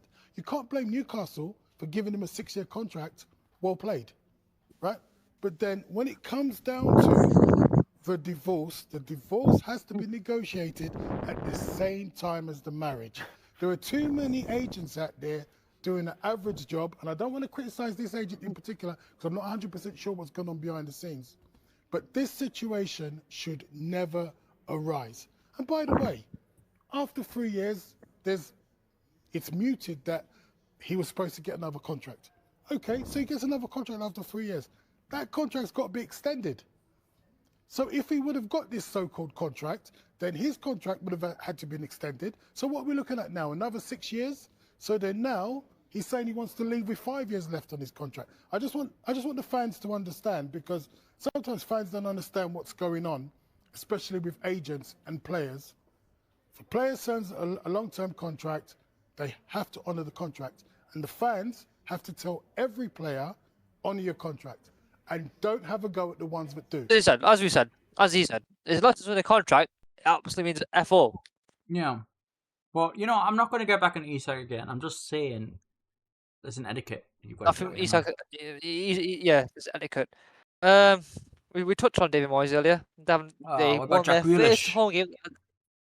Jack Grealish, he's not going to get back in the squad, and he's going to Everton to do it. And I tell you what, you've seen the old Grealish not Aston Villa back. You know what? I'm loving Because it. I think I'm loving it. it's I'm the Grealish absolutely that was in loving it. 2021 that got into that European Championship squad. You know as what? well. Like, I mean, what? He's 29, nearly 30, but Yeah. he's got. I think I read something today. He's got like 5 assists, which is 3 more than he got in like the last 3 year at more Man City. City. Yes. Which is, it's just good because you know what? I'm not going to disrespect Pep here, but he didn't use Jack Grealish right. He brought Grealish in as just an extra body, an extra Yeah, cover. he tried him on left wing, but Grealish is the best as a 10 with a free roll. I think what he can do as Everton, he can be like that again. What he's at Villa, be the main man, be the catalyst, be the sort of playmaker that he was. It's honestly right. It's great to see Jack enjoying football again. I think Grealish knowing that Grealish wanted to play more football. I think he was passionate about football. He's passionate about wanting to get game time. Obviously, they're not sold him permanently, but I think He could end up permanently at Everton, but you know what? I feel like if he ends up permanently at Everton, then that'll be good for him. Yeah, it'd be great for Moyes. It would be great for Everton. It'd be great for David Moyes. Like, I think he's found motivation in the Moyes. I think Hey, Moyes wants to motivate If you're Grealish happy, as well. you're playing your football, then that's all we ask for. Yeah, and like Grealish having the best start at Everton. Like Mhm. Everton fans could have wished for. Got another assist today. Got an assist last week. I think he got It's- 2 it's- assists, didn't he, tonight? Today? even? And you got two. You got 2 assists today. Yeah. Yeah. So as you said, 3 more than he did ever did. City, because again, I know we're repeating ourselves, but like at Man City, like I feel Like, like that was- Everton actually could be potentially get like Conference League this season. Everton on the Davy Moyes, a full season under Moyes, they can I reckon possibly they could finish get, with they- top I 8. reckon Yeah, I reckon they'll finish top 10. they can top 10, top 8, maybe Conference League, maybe Europa League. But yeah, on the Davy Moyes, they have a great start because there's like newfound like sort of And you know sense of the club. they've got that like new stadium buzz. Yeah, exactly. The fans are all excited. They're all happy. The Moyes is back. He's adored by Everton fans. They got Grealish in. To be honest, the best I've seen Everton play in my lifetime was under Moyes. So Everton, like David Moyes was like gave Everton the best couple of years of the. I remember when it was the David Moyes' first spell under them with them. They actually finished 4th and Liverpool finished 5th. And Rafa was in charge at the time, right? And they were chanting, Rafa beneath us. Rafa Benitez. Oh god, it's been like 05 or 6 or something. Yeah, it was quite a long time ago, but you know, I've got a lot of time for David Moyes. He's a good manager. I'm happy for Moyes. He obviously he got a lot of shit at Man United. Obviously, doing himself at West Ham. You Let's know, the come back thing to is, Everton. he didn't deserve the shit at West Ham. He did not deserve it. Yeah, he didn't deserve to be forced out, but he's at Everton. They're doing well. They won And he loves Everton. two of the games of the season. Yeah, and fans love him. They've won their 2 games. Rather in the table. Everton on Google. Tab, but it's fine. They're currently in the League of England, so all is well with the Toffees. All is well with the Toffees. Yeah, I agree. I'm happy for them. Now, sorry to burst your bubble, Drogan, but I No, know it's how you fine. feel about PSR, so Oh, where do I start with PSR? I mean, it's clearly hurting Aston Villa. No, In fact, it's all Jacob it's Ramsey too. hurting us as well, dude. It's Yeah, us as well. Anyone that's got decent owners, like in my opinion, right? I forgot. I think it was Simon Jordan, right? Who said this on Talksport. Yeah, Simon Jordan was saying. Yeah, you know, yeah. he said this, right? I've got this much money. I'm going to put it on the table. I can spend it. And then, you know, then I can just spend that. I will not go in administration. I understand why it's there, by the way. They say it's to protect clubs from going into It's Boston and bullshit. administration. It's to protect teams from competition. They got the rules completely wrong because Aston Villa and Unai Emery is like doing a pretty decent job at Aston Villa, but unfortunately this season they've had to sell a few players, not been able to spend as flexible as they could. PSR missed out on Champions League and they played in the Europa League. Well, to be honest, right, what happened? If they are serious? Sorry to cut you off there, man. If they are serious about it being to protect teams, right, then it needs to modernize in the next two years. They need to change it slightly. They need to fix these rules because you're holding back teams who are trying to make it come up. Yeah, because otherwise all it's doing right now is protecting the teams like Chelsea, Arsenal, Liverpool, Man United. Spurs. You know, teams that can actually spend. They can drop like 100 million on a player. Yeah, exactly. Nobody else has that luxury. I mean, if we wanted to right now, like with no PSR, could we drop 150 million on a player right now? 100%. Yes. Because of PSR, and then what I mean by that, PSR is also why the reason why we can't give Isak his wages. I know why I should bring Isak up again, but because of PSR. The bullshit, by the way, is because we were ready to offer them wages, but Paul Mitchell didn't offer them at the time. He was like, "Well, we don't need." We could have given them wages, by the way. We could have done. Oh, yeah. Hell. But Paul Mitchell said we don't need to give him a new contract right now. He was promised the contract, and we said no. That's so bizarre. So bizarre. Sorry about the rage.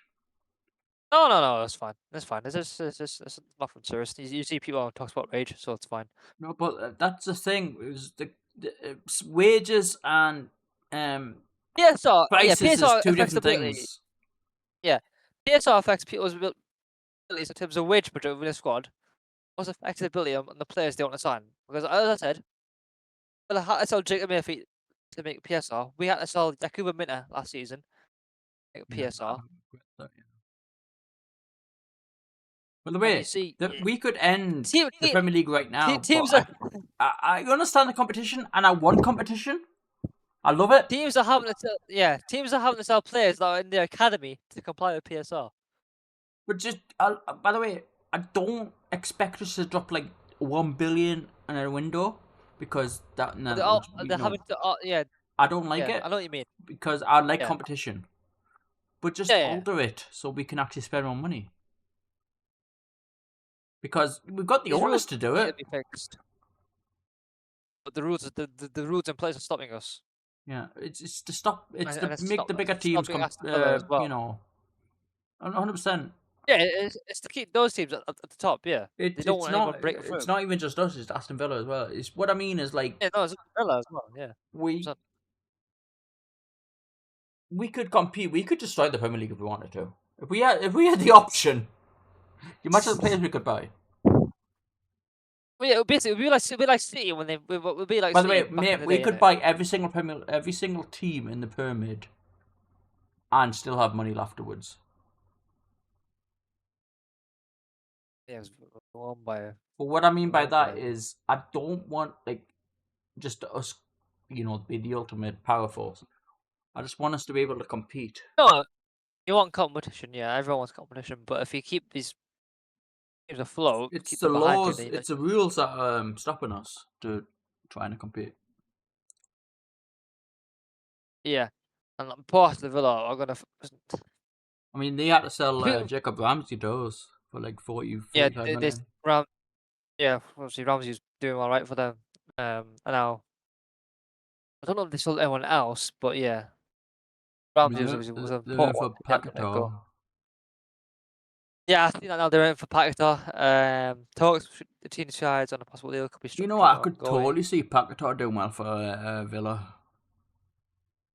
Yeah, but the Athletic reporting, it looks difficult to complete a transfer at this stage. I mean, which, to be fair, Paquetá's going to there's cost you about 50, 60 million, I reckon. they did some Ramsey for 40 mil, wasn't it? So Yeah, it was 40 they- million to us, yeah. so maybe they can get him in unless they sell somebody else. No, But I I don't know mean, if they what I will or mean not. is it's going to be like a difficult transfer. So I think it's going to be a difficult season in general for Aston Villa because they're not able to have as big an effect in the transfer market that they'd love to have had. Aston Villa are in the Europa League, right? Yeah. I mean, they still got attraction. West Ham aren't, so you know. By the way, how do you feel about our fixture? I'm excited for it. Even if we don't do well, I'm just like, we've got some good names coming. Well, I'm concerned with the way we played today. Like, I'm not. I mean, look, it's Nah, exciting, dude, but excited. I get excited. no, it's like it's hard. Like first game we got Barcelona. Yeah, I hope then Barca. Paris. It's gonna be mad. Away at PSG is gonna be hard.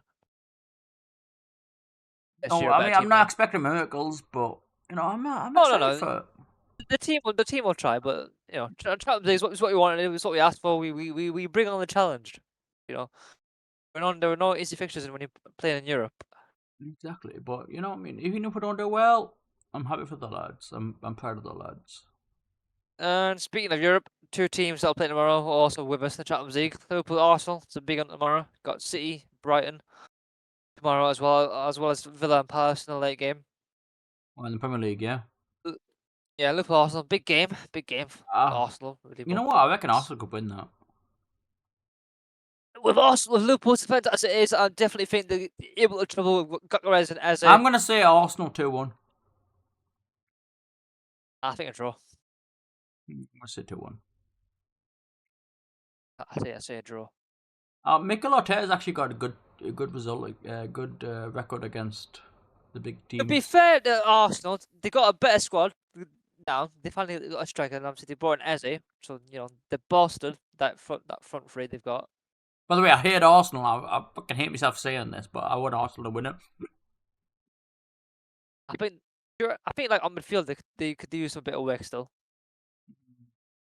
They got Odegaard in. They got Odegaard still. I was supposed to got Zubimendi Odegaard's as well. been poor for the last 2 seasons, so. Odegaard's up there himself. Yeah, Arsenal. Thing is, Arsenal rely a lot on set pieces for their goals. 100% they have. They felt, last week they played Leeds. Leeds weren't great. So Liverpool's a different beast because again against United they played well. Actually United played well, but they need a set piece to get a goal. So 100%, yeah. it's not always going to work out for you on a set piece. All right. So we'll Anything see how that else? goes tomorrow. That's not a season-defining game, but at this stage you just see who can. And then we've make got it more 2 weeks positive, off right? with International the break. national break, yeah. City Brighton tomorrow. I think City should have a better performance than last week. You expect me better. It's Brighton. City 2-0. Yeah, Brighton have had a rough start to the season, man. I mean, Brighton Just always off starts the hot- slow. Yeah, it's true. They won't get. I think they won't get relegated, but it's that thing. They've started quite I slowly. would be shocked if Uh, Brighton get relegated. Yeah, I think that would be a set too. And then obviously the late game is Villa and Palace. Should be an interesting one. Palace, all right. They won last week, didn't they? It depends what what VAR decides to do. So